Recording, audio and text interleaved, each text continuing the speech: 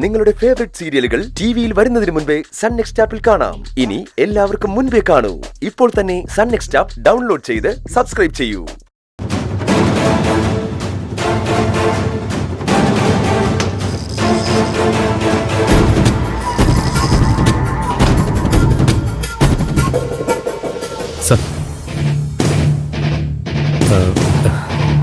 സാറേ, ഇതാ സാറ് ചോദിച്ച ലെറ്റർ.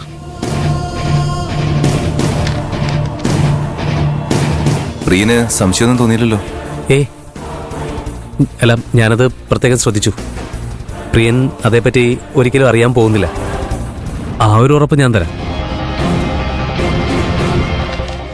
ആ കത്ത് കണ്ട പ്രിയൻ തന്നെയാണ് ഗന്ധർവനെന്ന് സാറിന് മനസ്സിലാവും.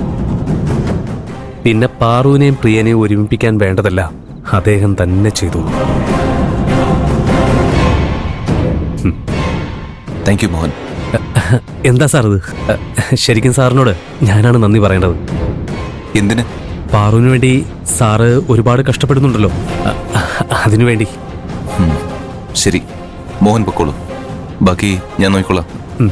ശരി സാർ. ശരി.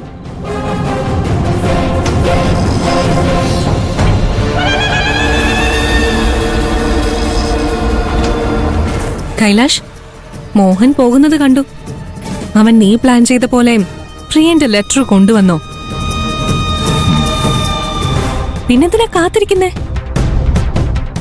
അത് തുറന്ന് പ്രിയനാണോ ഗന്ധർവൻ എന്ന് നോക്ക്. എനിക്കിത് തുറന്നു നോക്കാൻ മനസ്സ് വരുന്നില്ല. അതെന്താ? പ്രിയൻ തന്നെയാണോ ഗന്ധർവൻ എന്ന പേടി കൈലാഷിനുണ്ടോ? നീ എന്തൊക്കെയായി പറയുന്നത്?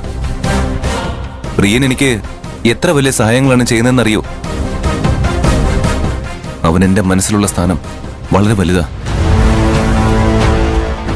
ലെറ്റർ തുറന്നു നോക്കിയാ ഞാൻ അവന് കൊടുക്കുന്ന ബഹുമാനം ഇല്ലാതാവും.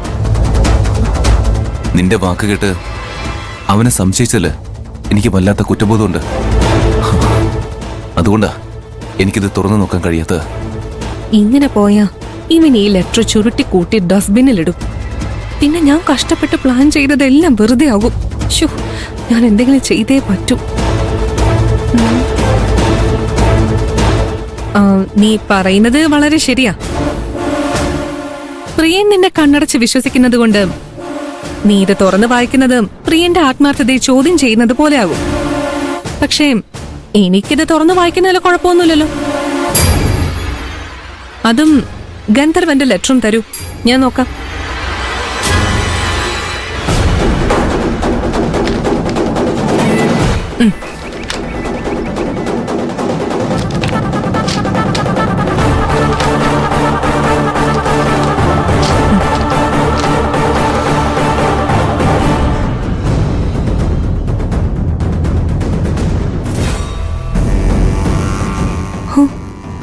പെർഫെക്റ്റ് മാച്ചാ.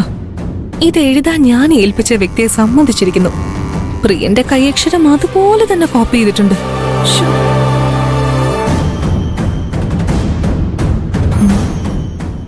പ്രിയൻ തന്നെയാണ് ഗന്ധർവനെന്ന് അറിയുമ്പോ നീ എങ്ങനെ പ്രതികരിക്കുമെന്ന് എനിക്കൊന്ന് അറിയണം. കൈലാഷ്, ഇത് രണ്ടും ഞാൻ നന്നായി പരിശോധിച്ചു.